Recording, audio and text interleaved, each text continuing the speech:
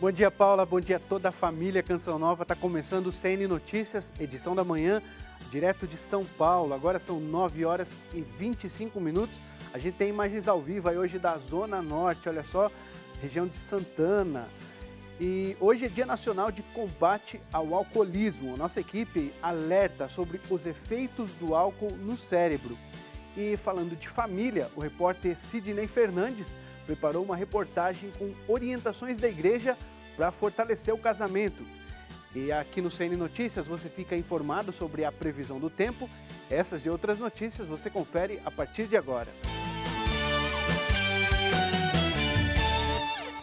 A gente começa falando do Papa Francisco. Ele afirmou hoje que para vencer o fechamento e a dureza, as pessoas devem orar pedindo a graça da compaixão.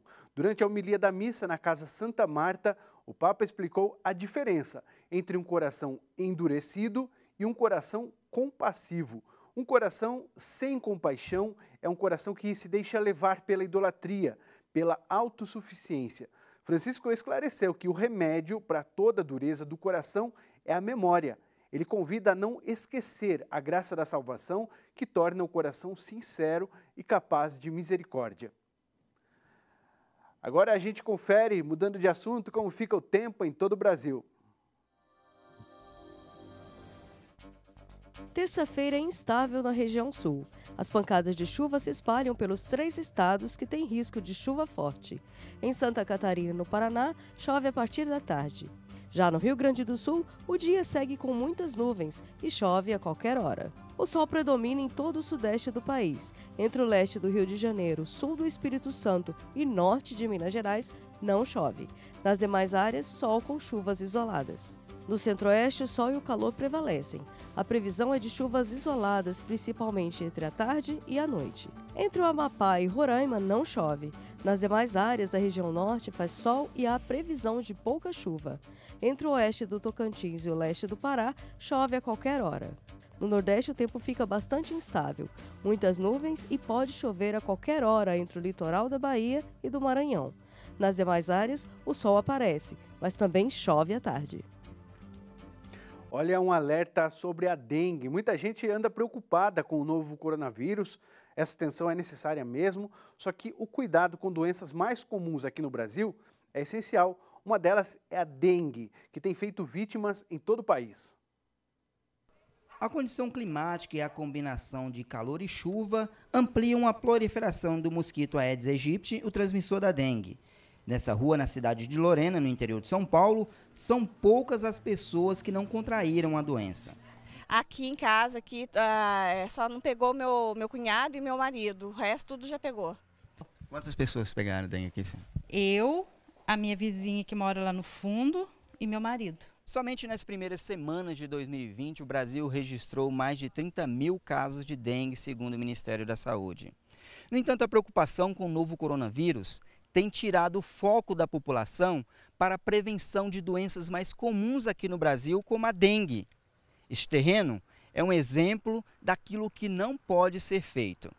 A previsão do Ministério da Saúde aponta a alta da infecção pelo vírus da dengue. Desta vez, os estados do Rio de Janeiro, Espírito Santo e os estados do Nordeste devem ser as regiões mais afetadas. Em 2019, a maior parte dos casos ocorreu em Goiás, São Paulo e Minas Gerais. Para a especialista, ainda assim, a colaboração da população continua sendo fundamental. Se a população não colaborar, não existe hospital campanha nem pronto-socorro que dê conta da assistência dos pacientes. Nós vamos agora para um breve intervalo e a seguir, em Brasília, o Congresso já começa a entrar no clima do recesso de carnaval. E a gente vai para o intervalo agora com imagens ao vivo aqui da capital, agora da Vila Mariana. A mínima hoje 21 graus e a máxima 33. A gente volta a seguir.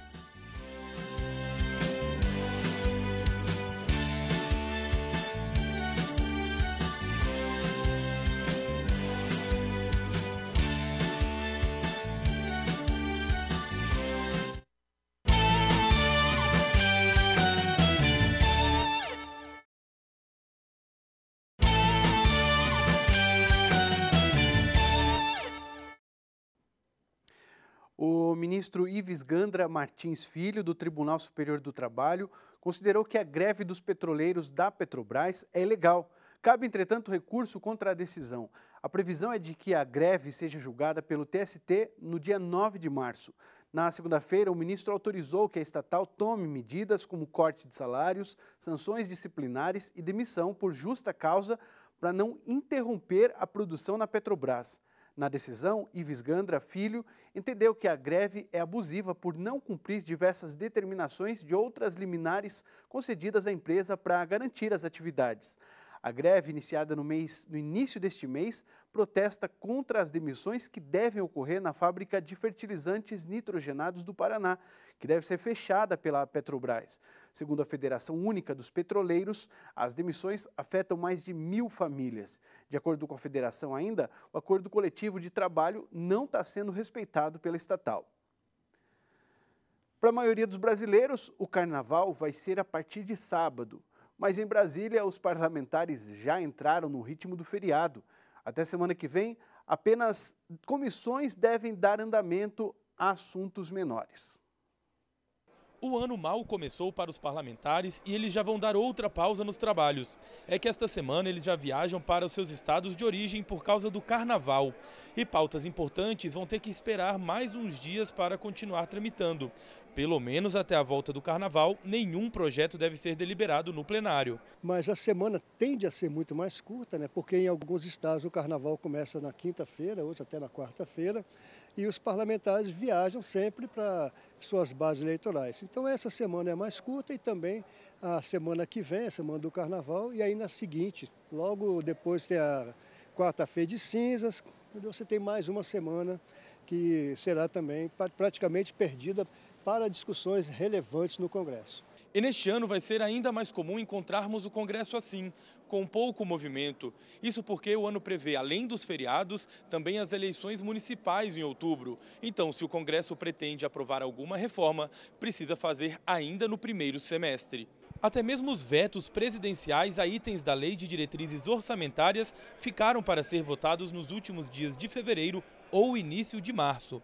Para o cientista político, os presidentes do Senado e da Câmara terão um grande desafio em 2020. E as maiores bancadas são desses estados. E claro que tem o recesso parlamentar e tem esses interesses. E começam também as grandes articulações para as eleições de outubro. Ou seja, se quiserem aprovar essas reformas, tem que ser feito no primeiro semestre. Tudo isso aí depende de boa vontade dos líderes do Congresso, né, dos presidentes da Câmara e do Senado. Mas há parlamentares acreditando que pelo menos a reforma tributária deverá ser aprovada no Congresso até junho. O presidente da Casa, o deputado Rodrigo Maia, vai ter que realmente pelejar com toda a sua clientela para que essas reformas sejam votadas. É um desafio muito grande, mas o Congresso tem toda a condição de cumprir e tem a responsabilidade de ter essa reforma tributária pronta até o final de junho. Vamos para as notícias internacionais. O The New York Times dá destaque ao coronavírus. A manchete diz: a tolerância do Camboja com o coronavírus pode resultar em impacto global. Isso tudo depois que um navio de cruzeiro atracou no país e os passageiros saíram sem máscaras, o que gerou temor de que o Camboja venha se tornar um vetor de transmissão da doença. E o The Telegraph fala dos efeitos da tempestade Dennis, que está atingindo o Reino Unido. A Agência do Meio Ambiente afirma se tratar de uma inundação normal, só que áreas da região estão irreconhecíveis após níveis recordes de inundações. A região registrou 9 alertas de inundação na manhã de terça-feira em toda a Inglaterra e País de Gales, após a tempestade Dennis. A seguir, diante do aumento de casos de divórcio, as orientações da igreja para fortalecer o casamento.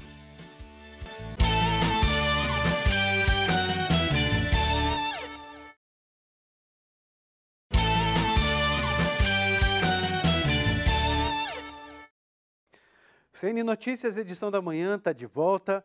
Hoje é Dia Mundial de Combate, Dia Nacional de Combate ao Alcoolismo, doença que afeta cerca de 4 milhões de pessoas no Brasil, segundo a Organização Mundial da Saúde. Agora a gente vai falar com o André Cunha tem mais informações sobre essa doença, né, André, que afeta não só o alcoólatra, mas também quem está ao redor dele. Bom dia.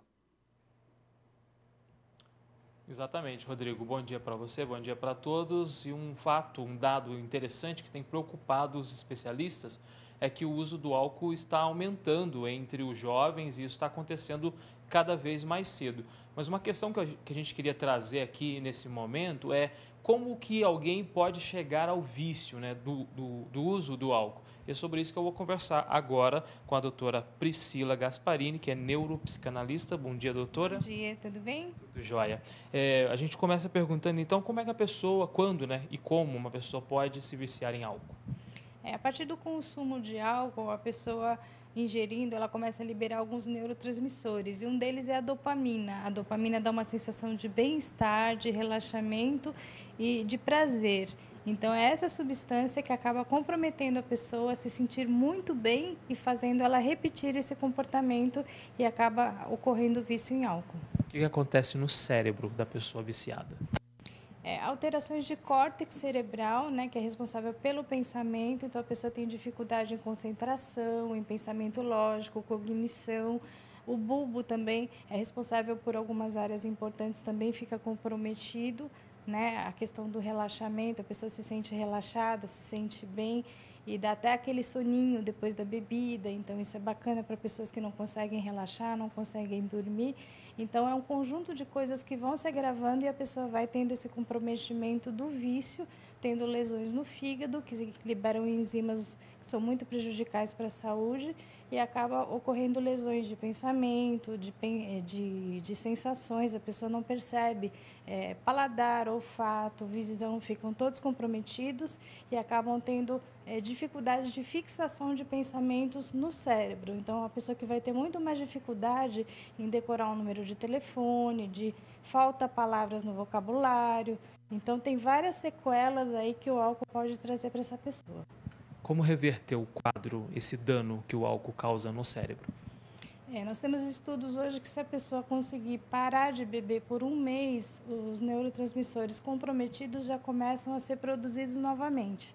Então, o quanto mais cedo a pessoa conseguir parar de beber, menor será o dano. E hoje nós temos remédios que ajudam, né, a não ter esse impulso de buscar a bebida. A psicoterapia é importante para essas pessoas entenderem o que levam elas a buscar esse prazer na vida que elas não têm. Então, isso é importante da pessoa ter a conscientização, procurar um tratamento e ter realmente uma cura. Muito obrigado, doutora. Bom dia para a senhora. Rodrigo, é isso. Eu volto com você nos estúdios. Obrigado, André, pelas informações. Bom, olha só, estatísticas oficiais indicam que o número de casamentos vem diminuindo no Brasil. E a cada 3 matrimônios, um acaba se dissolvendo. O individualismo é um dos principais motivos para o fim dos casamentos. Diante dessa realidade, o que fazer, então, para salvar o matrimônio? As fotos revelam o início de um casamento. O matrimônio de João Pedro e Carolina foi em 4 de outubro de 75. O casal jurou fidelidade e amor eterno. Mas a vida a dois tem lá seus desafios. É a menopausa, né, da mulher. Então, aí, a pessoa que eu era, eu me modifiquei. Eu achei nessa época que ia acontecer alguma coisa no meu casamento. Que ia ter uma ruptura ali. Não por ele, por mim. Porque eu não estava aguentando. Se unir e chorar junto na necessidade, faz uma união que não é o climatério ou a menopausa que vai separar, sabe? A gente tem toda uma história, é só pensar, né? A questão hormonal é apenas um dos fatores que geram desentendimento entre casais. Situações que muitos não suportam. Estatísticas do Registro Civil do IBGE de 2018 mostram que a média de casamentos civis no Brasil é de 1 milhão ao ano. 385 mil terminam em separação pouco tempo depois. Ou seja, a cada 3 casamentos, um se dissolve. Individualismo exagerado, cultura do provisório, queda de natalidade e o enfraquecimento da fé são os indicativos apresentados pela Igreja que levam ao fim de muitos casamentos. Uma pessoa que se casa tem que perceber que o eu deve deixar de ser conjugado e tem que partir do momento do casamento começar a conjugar o nós. Não é o que eu gostaria de fazer ou eu gostaria de sair, é o que nós vamos fazer. Em outubro, eles completam 45 anos de casados. É uma prova concreta de que o casamento duradouro não é uma missão impossível. Na exortação apostólica Amoris Laetitia, feita pelo Papa Francisco em 2015, A igreja reconhece as difíceis realidades conjugais, mas faz um alerta: o casamento é indissolúvel. Foi a primeira sociedade, a primeira instituição que Deus criou logo depois da criação do homem e da mulher. O pontífice reconhece o drama de muitos casais que, por inúmeras razões, põem fim ao relacionamento e sublinha que a tarefa pastoral mais importante é reforçar o amor e ajudar a curar as feridas. Deus uniu para que eles nunca se separassem. Uma última informação, o fim de semana promete aqui em São Paulo, na Canção Nova, em São Paulo. A nossa equipe está preparando um carnaval diferente. Na madrugada de sábado para domingo, venha viver a Vigília Canção Nova na Basílica da Penha, zona leste da capital. Informações no site saopaulo.cançãonova.com. Agora, continue na companhia da Canção Nova, você fica com o programa Manhã Viva. Hoje, na apresentação da nossa amiga Adriana Pereira. Bom dia, Adriana.